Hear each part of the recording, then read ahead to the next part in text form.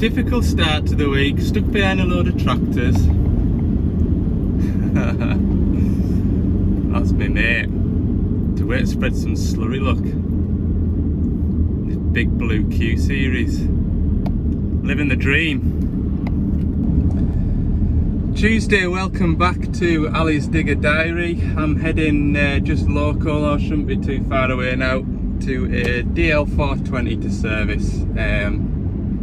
So yesterday I was servicing a 380. That was a big service, 6,000 hours. I did axles, I did engine, I did transmission and hydraulic filters. So I got nearly 150, nearly 200 litres of oil through the Milwaukee pump with my new impeller. So that's all up and running now. Today won't be too bad. It'll be the engine oil to service and then just filters after that. But we'll be using the pump anyway. So yeah, welcome back. Thanks for watching, and I'll join you, or you can join me when I get to this 420. It's done just over 5,000 hours. It clicked over to 5,000 last week. So I'm getting a chance to service it today. This is the same shovel as, if you go back 2 videos, we were having problems with the return to dig function. And if you remember back, I cleaned out the area where the boom angle sensor is, and also the bucket angle sensor in here. Cleaned them out, checked the wiring, worked the machine. It worked every time for me. And also it's got that weird transmission fault where occasionally and randomly it'll drop him into first gear and he can't get out of first gear until he selects neutral, and then drive off again and the machine's fine again. So what I did on my last visit was clean those sensors out, and I recalibrate the transmission. Got to have a go with it, see how you get on. Later that afternoon he phoned and says, oh, it's still no better, it's still doing the exact same thing. So I managed to get hold of a second-hand joystick, because you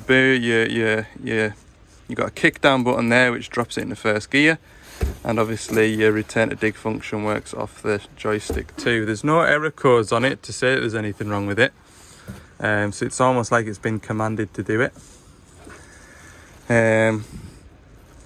So I just wonder whether it's something in the joystick that's making it do what it's doing. It's an educated guess, because that's what both those faults have in common, is they both work from the joystick. They both work off the joystick. You can work it off you can't work the return to dig off the electric steering armrest, but the gear kick down works off the electric steering, but it doesn't use the electric steering, so it has to be in there, I think. So we're going to put that on and try it. Like I say, it's a second-hand one that I've got down from HQ. So it might have a problem with it, something like the horn doesn't work, but just to try, rather than buy a new one and put on it and see, it made more sense to me. So while I remember, there was a gentleman in the comments asking what all you need to make these new shovels, what all you need to make the electric steering work, or the joystick steering. So if your machine hasn't come equipped with this armrest, then you need this armrest, and you need all the wiring for it. I would imagine behind the covers it's just a plug and play job to fit this armrest and this. You'll then need to go into the service menu and then go into machine configuration and then tell the machine that it's got that armrest. And then down here, I'll be able to show you hopefully, you've got that valve there. See those 2 plugs? That's like an electric valve which transfers your input from your little mini lever. It goes into your steering lines. So it'd be quite a big job if you didn't have the electric steering as standard. It'd be a decent bit of work to add the electric steering. It's not just a case of fitting the armrest and the job's a good one. I would imagine it doesn't have that valve down there, for which you'll then need extra pipe work and things like that. Doable. It's also easier at the time of ordering to tick the box. So I don't know, on the 420s in the UK, 420 and above, the electric steering is standard equipment. I think this fella was asking from Australia, so perhaps it isn't standard equipment out in Australia yet. Or was it South Africa? I think it was Australia. But anyway, hopefully that's answered your question. You can do it, but I would say it'd be a dealer job, and there'd be a fair bit of parts to put on it. Right, I'll get some engine oil drained while that engine's still toasty. I've got about 46 litres of waste oil drained out of the sump now. Just taking this cap off and sort of partially removed this centrifugal oil spinner. If you look down there, that is oil running out of that. So what I do is I just let that drain off, do all the engine filters, and then come back to that and strip it down to clean it. Next job, we'll take the engine oil filter out of here. Old filter, new filter. Just having a glance through the fins, make sure there's nothing in there that shouldn't be in there. And then we just install this with one hand. 2 hands maybe. Install it like that. And then we'll clamber back up here and pop this back into here. That lid doesn't have to catch some oil, and you've got it cocked the wrong way up, and you always think, oh, there we go, and then it just dribbles everywhere. Anyway, right, engine oil filter back in, and we'll go around to the side and we'll get that blue filter there. You can just make out on the other side of the engine. That's the first of 2 fuel filters. That's all but finished now, so we'll screw that back in and lock it off while I remember. Didn't think it'd be long till the rain caught up with us. Brilliant. It's a lovely day yesterday. Bright blue skies. It was a pleasure to be out. Very windy today. I'm glad I'm down in this bottom anyway. All around us, we're just right down in a sort of natural big hole, so it's not too windy, but I feel the rain coming in now. This is the water and fuel filter. It's a Scania one now.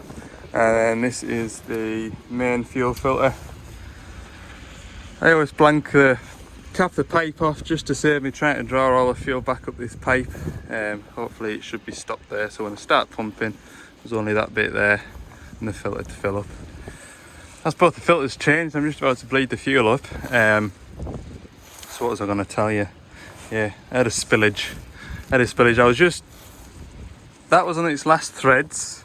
Then the phone rang, and so I answered the phone, and then I knocked this and the filter fell off into the... Yeah, what a mess. You know me, I don't like to make a mess. Right, so all I'm doing now is pumping this hand primer up here. As you can see, the bubbles will start to come out. Once those bubbles stop, I know that I've got fuel all the way through here, all the way through here, all the way up to the high pressure fuel pump. So that's the job to do now. It's not too bad, much better than the old ones. They're all done in there now. Look at the messy bit now. It's dry around this side, look. The wind must be blowing towards us. That looks like it's finished draining out. Although don't be fooled, you will still make a mess, but just not as much of a mess when you take it out. I'll get this out and we'll strip it down on the bench, look. Right, so what I do is just gently, and I mean gently, grip it in there. Look, it's still loose, but just enough to grip it. And then I use them just to unscrew this. Don't take it quite all the way off. Can I do this one-handed? No, hang on. Then take it out the vise. Remember, you've loosened that slightly, and just a gentle tap, and and that loosens this bit off. And unscrew this. Pull this bit out, hang on, come on, there we go. Set that in there. This will all get cleaned up, don't you worry. There's normally a rubber seal in here somewhere. Tip it round this way, look.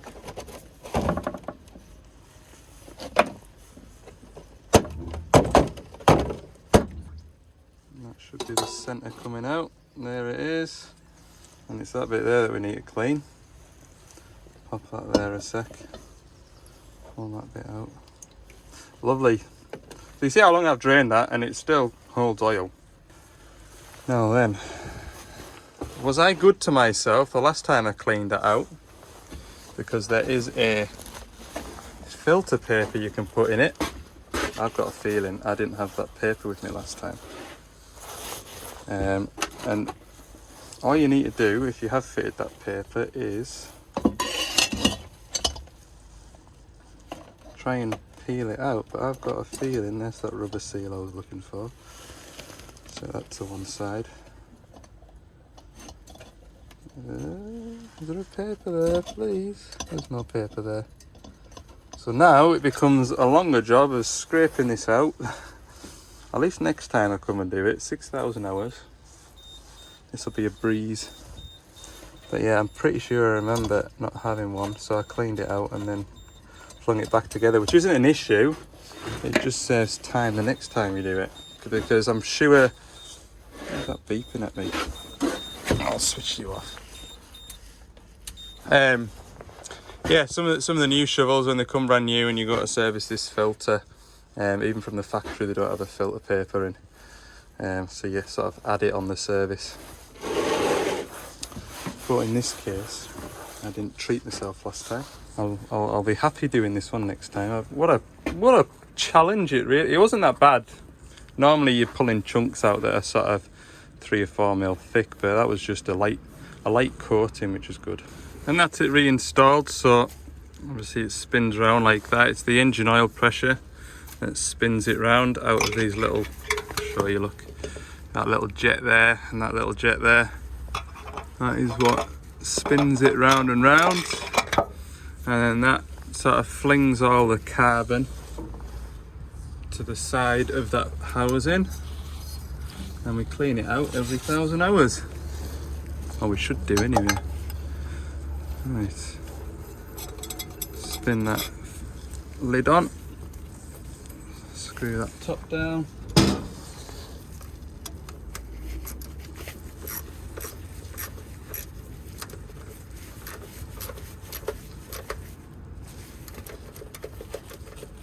Get that socket back, there we go.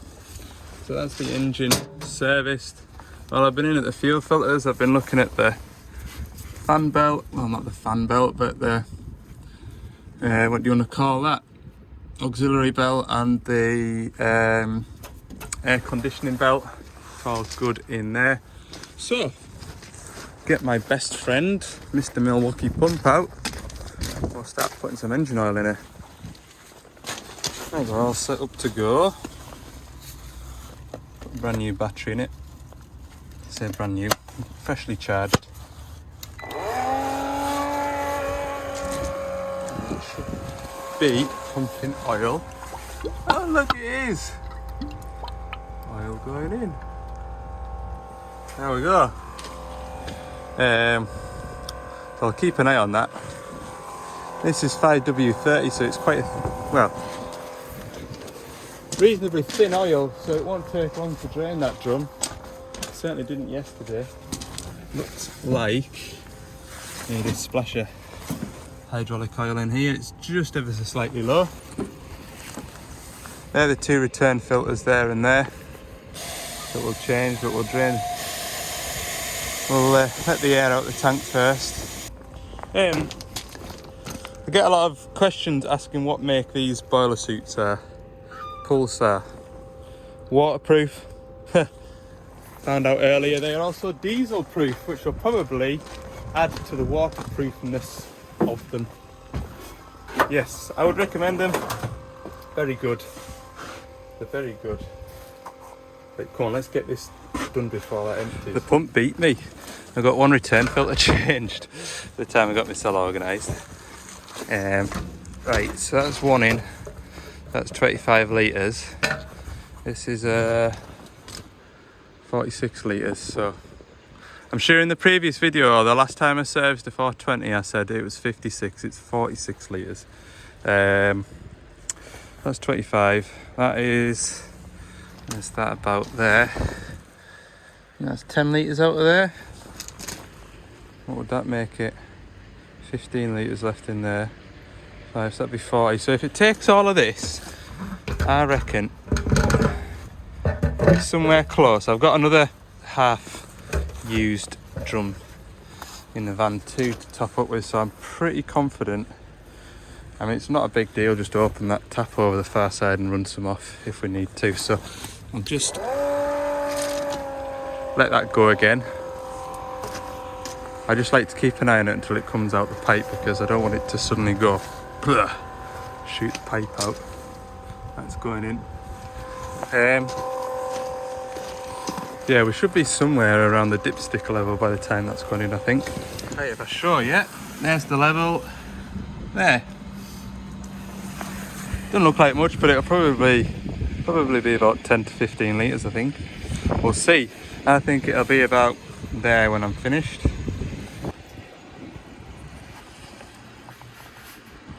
There. Ha! Don't think I was far off at that guess. That's us on the glass. About 15 litres. Lovely job.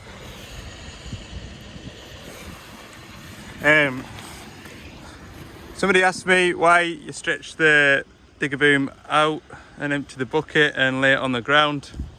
That is how we check the level on our diggers, on all the diggers. With the loading shovel, it's just the boom on the ground. Well, the bucket flat on the ground, and that's how you get your level.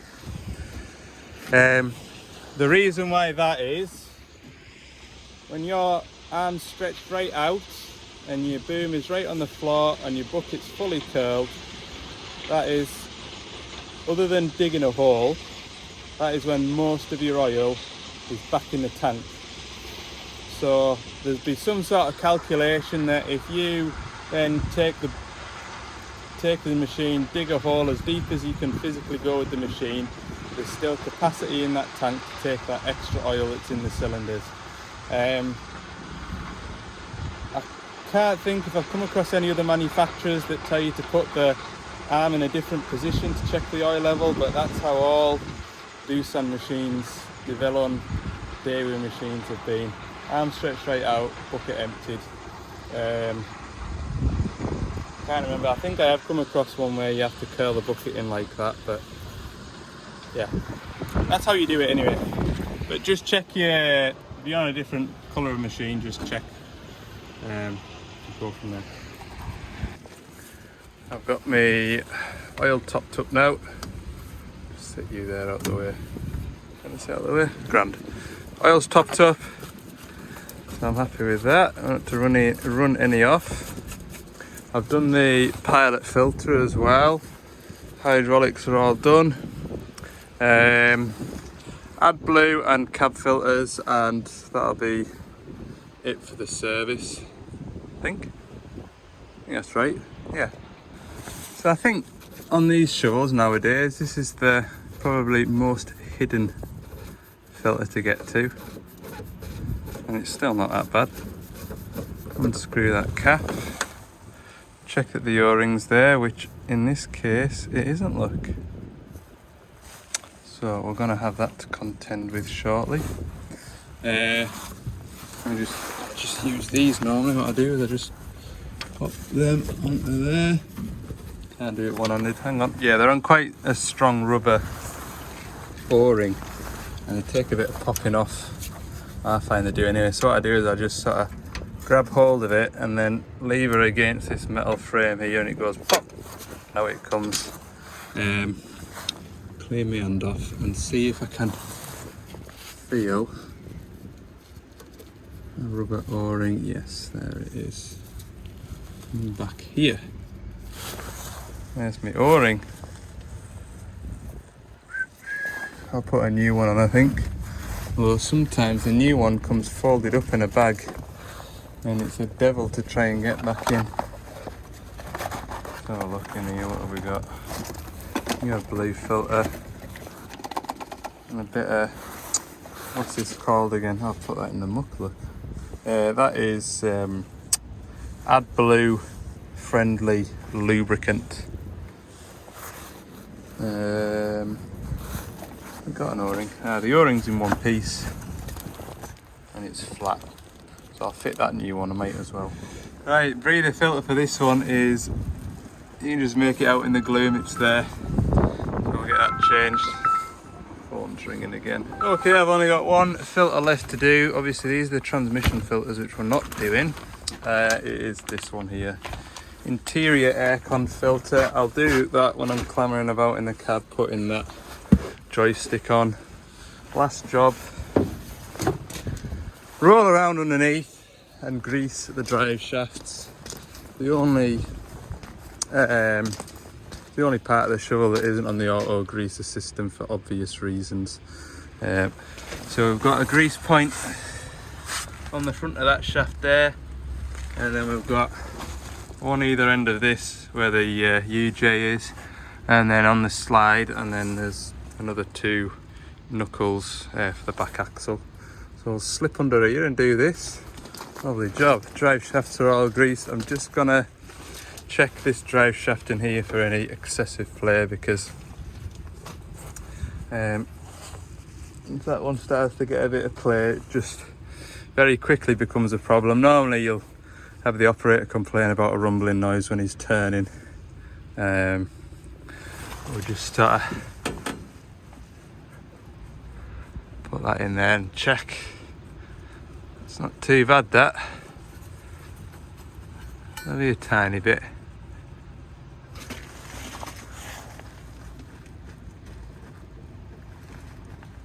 It's alright, that, I think. We'll keep an eye on that for the next service. It's done 5,000 hours, remember. Right. Slip that back in there. I'll have a tidy round then, get all my gear back in the van. And then I'll get that joystick on. I'm running out of steam now, can you tell? Can you tell it's nearly lunchtime? Hungry, isn't it? Hungry.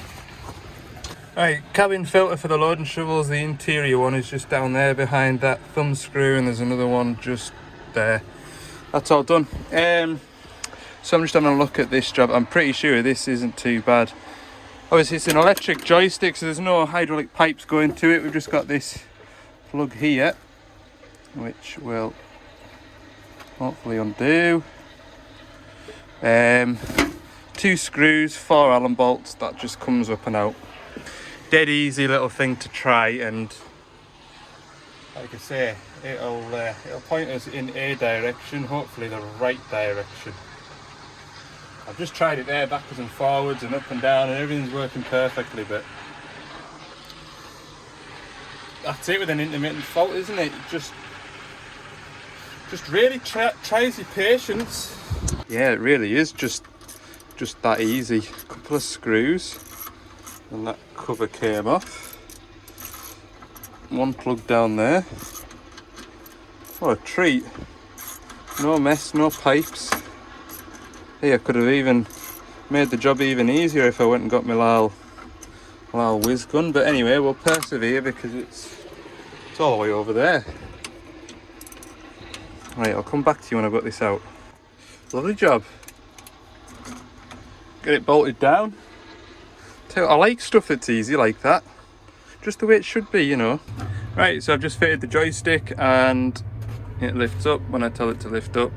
It stops when I tell it to stop. Empty the bucket works. Fill the bucket works. Boom down works. That's good. Try the... That works as it should. Stop about there. Yep. Empty the bucket. See if they return to dig. That works as it should. Good. Try horn works. Well, although he doesn't drive it off the forward and reverse on here, we're just going to check that works. So we take the park brake off, foot on the foot pedal, press this top yellow button. That then illuminates that FR light on the dash, so that tells me that I'm working it off here now.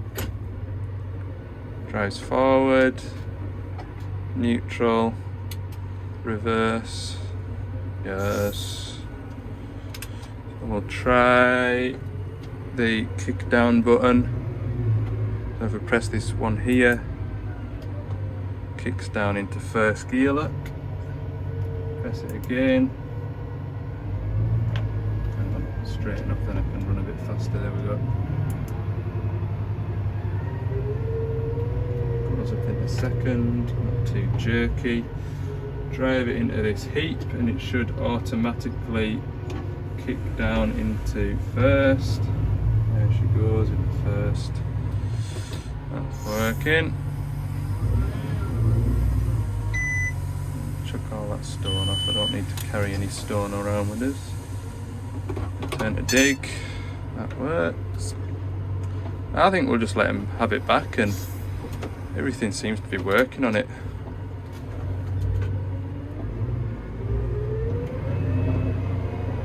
It's shifting up lovely and smooth through the gears. Put the wiper on.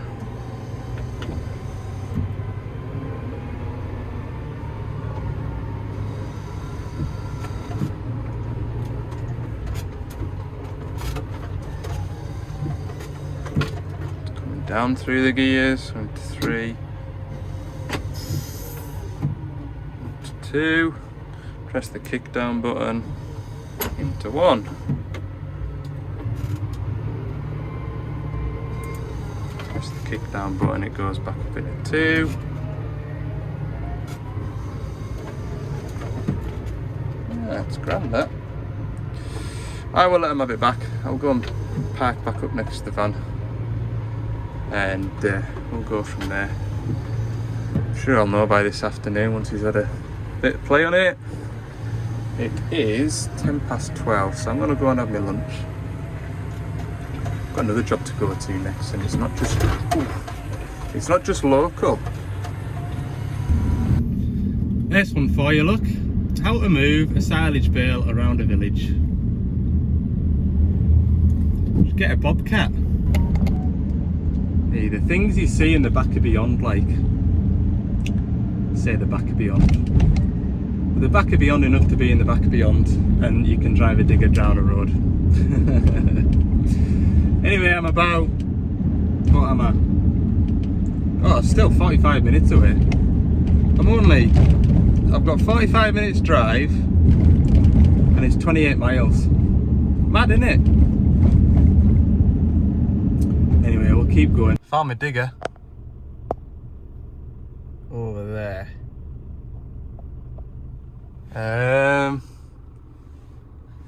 Think there's me there, look. If I go back up this road and turn right, hopefully that'll take us somewhere near. That's the plan. Thought it was a bit strange, this kind of road turned into more of a farm track. You get a kind of sense for these things as you... Oh, that camera's good for nothing, look. That's the only problem with that camera.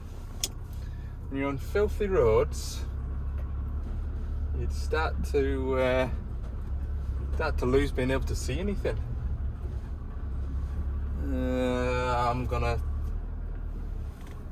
I'll be able to turn around there. That's a good idea. We'll turn around, then we're pointing in the right direction. Less chance of us hitting something.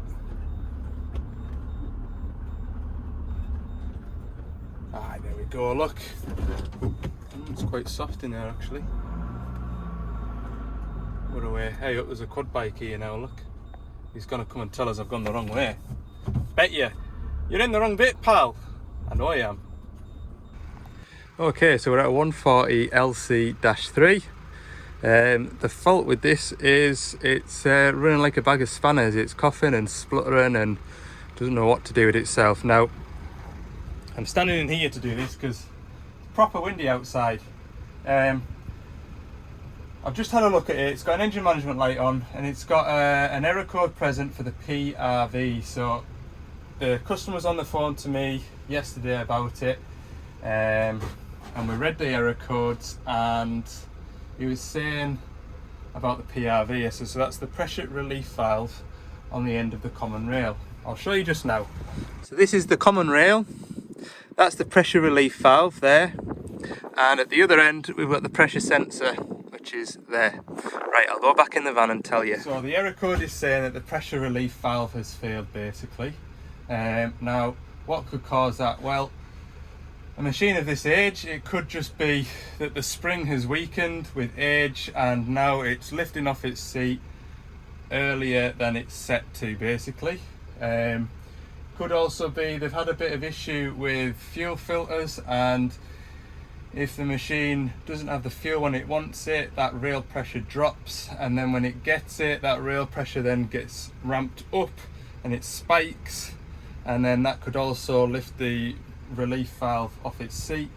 That relief valve has got a maximum of 50 actuations. That's its lifespan. So when I plug my laptop in a minute, we should be able to see how many times that relief valve has came off its seat. Another possible fault is the rail pressure sensor isn't reading correctly, therefore the pump is over pressurizing the rail, and therefore it is obviously that relief valve there is there to protect the rail, the pump and the injectors. So if it's over pressurizing, then it's opening as it should and letting that excess pressure away. So I'll put the laptop on it and we'll see.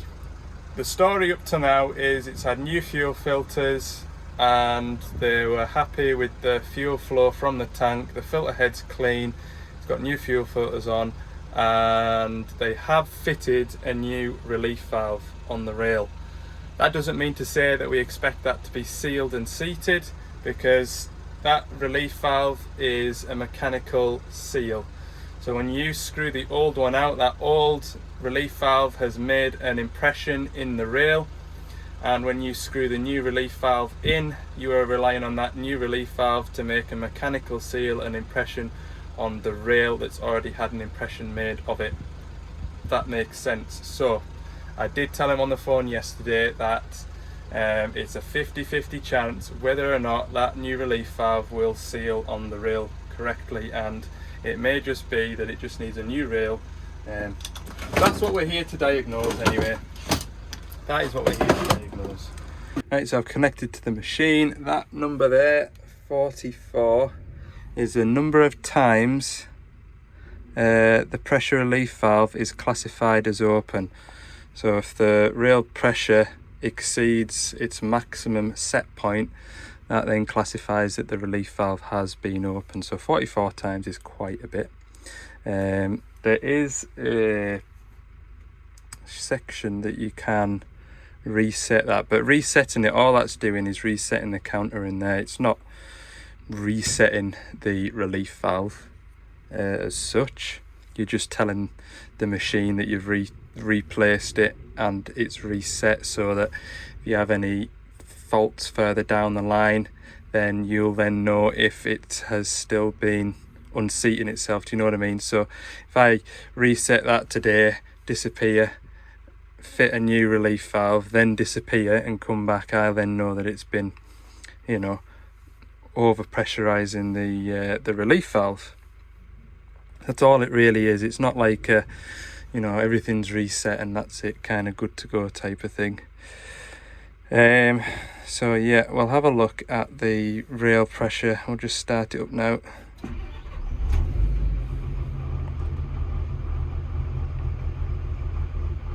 It's all over the place. Oh, it is all over the place. It's actually running higher than its set point, which is unusual. See here, that's what the machine wants it to be at, and that's it there. It could be a metering unit, a metering valve problem. or I mean that's it, yeah, it's all over the bit. It could be a rail pressure sensor fault as well, I guess, because it's fairly erratic.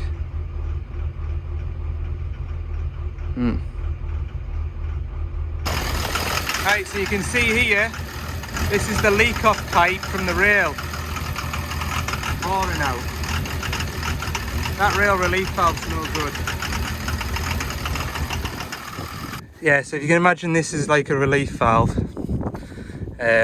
If there's if the pressure or this isn't sealed properly, then that's the escape route for the built up pressure. It goes into here, back into the fuel system. You shouldn't expect any fuel to be coming out of here. You might have some coming out of this pipe that way, but you shouldn't have any coming out of it that way. It should be sealed. So I'm gonna be quite confident and say we need a rail for it organising. Made a tidy little mess there, haven't I? Didn't expect to see that much fuel coming out of it. That was an empty drum. When I put it on, I literally just started, it came up, and what you saw in that video was literally me pressing the record button as I came up that step. So that's a lot. So that new relief valve that is fitted hasn't managed to seal. Look what I've done. Listen to that beast roar. Just off camera, I thought I'll just quickly pull that valve out and just have a look at it just to see what it looks like. I've put it back in and it's working a treat, look.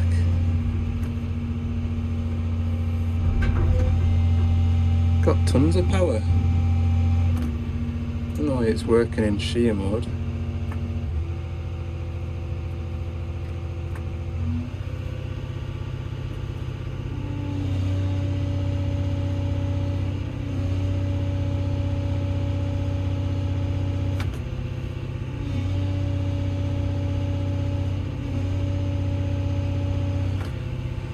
Look at that, check engine light's still on.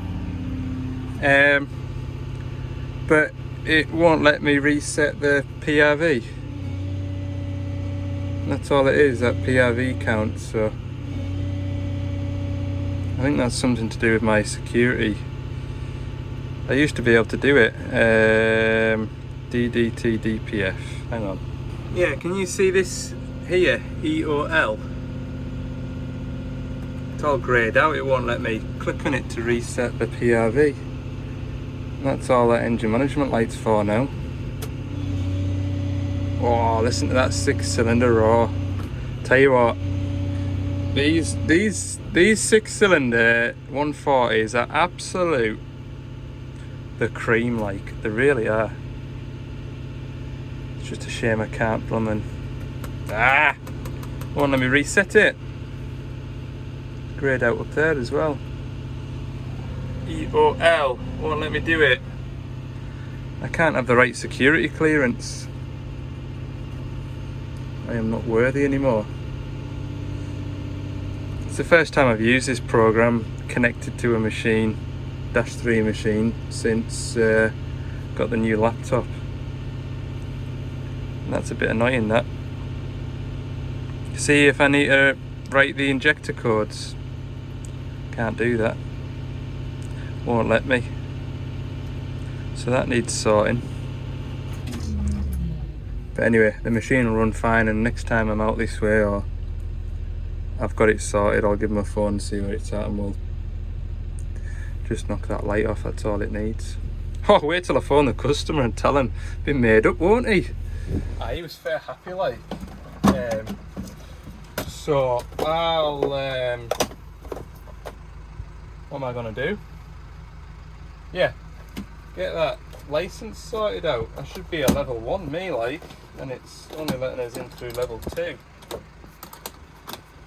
That'll be an admin error when a new license was organised for a different laptop, I would imagine. So hopefully it's just a different password that I need. I don't know, but I'll speak to the boss man about it. Can't believe that. I was saying to him, like, if I'd have got him to do that over the phone, pull it back out again and refit it, there's no sense in doing it. It was just pure curiosity on my part.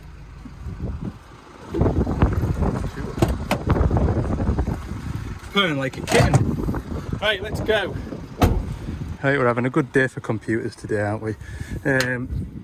Just as I was coming out of the woods there, from that 140, a number phoned, and it was the number of the owner of this digger. Never done any work from before. Basically, the machine won't start. It'd been using it, packed it up, let it sit for a fortnight, and it came to start it and it wouldn't start. I said, oh, go for that plug down there. As you can see, I've already done that, and it wasn't too bad, but I've replaced the plug, and the machine still won't start. So I'm here. The idea was to, it's got a check engine light. When we turn the ignition on, look, Bobcat comes on the screen, look.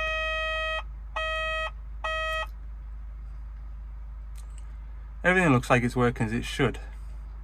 So we go to start it, and we get the check engine light there, you see. So I thought, right, I'll just use my Yanmar diagnostic tool to plug in. Now, the Yanmar diagnostic tool requires you every 90 days to connect to an internet source, and that kind of like re-updates your computer to whatever. I haven't done that. I'm usually pretty good at doing that as well. Occasionally when I'm back in the office, I'll just open it up and it does like an update. Anyway, I haven't done it and I can't connect to it. Really annoying. I'm good at my laptops at the minute, aren't I? Anyway, right, what I'm going to do then without that is just check the CAN network first, because apparently there was 3 error codes for a CAN communication issue between the controllers. So if I look at this smaller schematic, this isn't the full schematic. This is number 15 here, which is the vehicle check connector. That goes to the ECU here and the VCU here. We've got 120 ohm resistor in here, and we've got 120 ohm resistor in here. So, and I put my multimeter into here and check pins, what does it say, 2 and 3, which is, I'm not gonna guess, but yeah, it's that yellow wire and yellow and black wire, one there and there. I'm going to check them with my multimeter, and I should be getting 60 ohms. There we go, I've got 60 ohms. So I know that the resistors in there and there are good. So next what I can do is just check the voltages. CAN high will be around 2.7 and CAN low will be around 2.3 with the ignition on. It's not an official way, you need a special tool to check CAN, but it's a good idea as to whether or not you're getting a short or of some description. So that's what I'll do now. So there we go, that is 2.6 volts on the CAN high, I would imagine. On CAN low,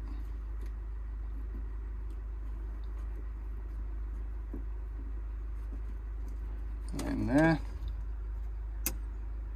2.4. That adds up to 5 volts. So that's okay. I don't think we've got a CAN fault. I think we've got something that doesn't want to start. So we'll look at the start circuit. How does it start? We need 12 volts out of the battery. That goes up to the, what's that, the alternator? Oh, starter motor. Starter motor. It also goes up through number 2, which is your, what's number 2 say, master switch. So we need to check that we've got power going through the battery relay, which then gives power through a fusible link to the fuse box. So we'll verify that we've got 12 volts at the fuse box.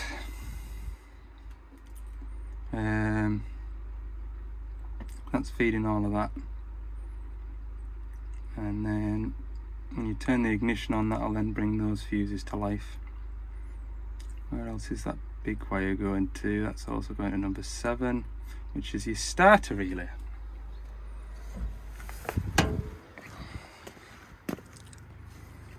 So these are my fusible links, these are my relays. One of them is the starter relay, one of them's the battery relay, I think. So anyway, we'll just check what sort of voltage we've got. Okay, so what I've done quickly is cross the 2 wires on the starter relay, the powers. The engine turns over, the machine doesn't like it.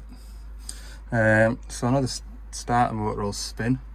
So if this is now testing the wires that bring this is now testing the starter relay wires, which is yeah, these 2 here, that one and that one. These wires come from the ECU, so it is the ECU telling that starter relay to engage. I don't think it is. When I go to start it, no, it ain't. Don't like that. This all feels very similar to that 85 that was at with my colleague. Was it before Christmas or just after? Remember that little engine stop? So I'm very tempted now to just unplug it, then I know it's an open circuit. Right, so I've plugged the starter relay back in. I've got this stop switch unplugged. There it is there, them blue and red and black wires. I've plugged the dash in, the altimeter's disconnected, but it should. Right.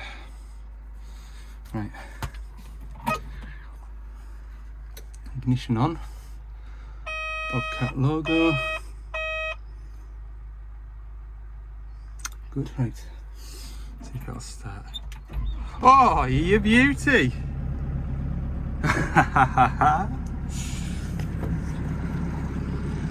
So there you go. I can't believe that. I've never had that. I've never known how to like it. So the first time I came across that was 2 or 3 months ago, and it took us all day to get to the bottom of that.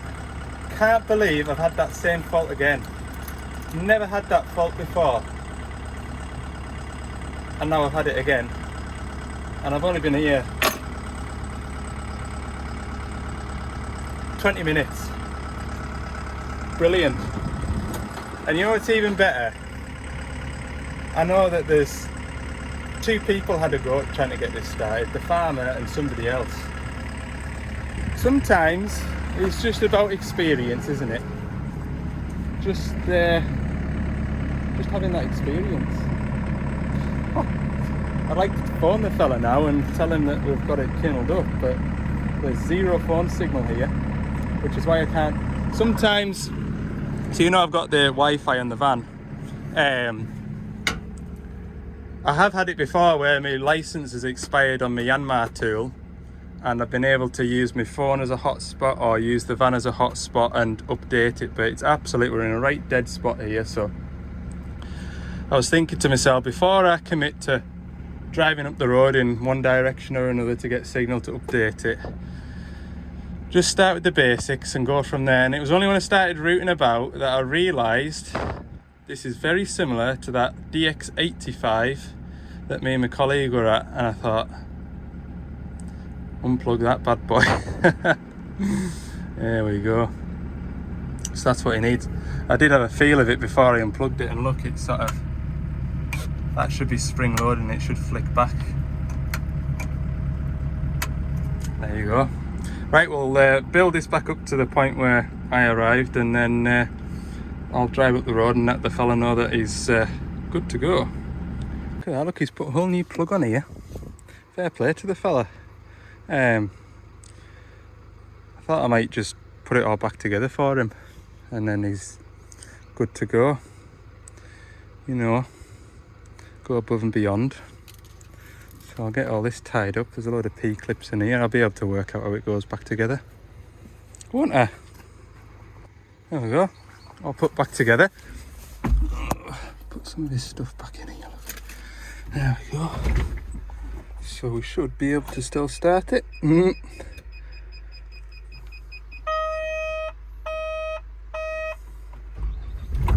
Oh, oh, what a treat. So I will do the usual and park the machine the other way around so everybody knows that someone's been. And then I'll give them a phone when I get signal on the way home. Spin round this way maybe. Or we'll go the other way. Don't know what's on that side, I can't remember. I'll track back a bit first. Oh, it's got a travel alarm on it. It's beeping. I need two hands, hang on. Right, there we go. That's parked up. I am now packed up, locked up. It's going to be a nice drive back into the sunset. It is 9 minutes past 5. It was an hour and a half to that 140, and then from there it was 20 minutes to here. So what's that? An hour and 50 minutes. So I should get back just before 7 o'clock, which is good. Means I'll get back for the kids' bedtime, which is the main thing, isn't it? Successful day. I've not actually heard from that loading shovel either, come to think about it now. I know I've not got signal here, but I had signal up until about 3:30, so 3:30? 4:30. I had signal up until 4:30. Might have been 3 out of 3 today, fixing stuff. What a treat! What a time to be alive! Right, thanks for watching. Hope you've enjoyed this video. The schedule this week will be a bit behind because of me not being able to film anything yesterday and whatever else. So you'll be seeing this on Wednesday night, and then the next one will be Friday night, and then the next one will be Sunday, and then we'll get back to Tuesday, Thursday and Saturday. Right, thanks for watching. Hope you've enjoyed it. Don't forget to like and subscribe, and for bits and pieces between videos there's some sneak peeks on my Instagram. Check that out too, Ali's Digger Diary on Instagram. Right, let's go home.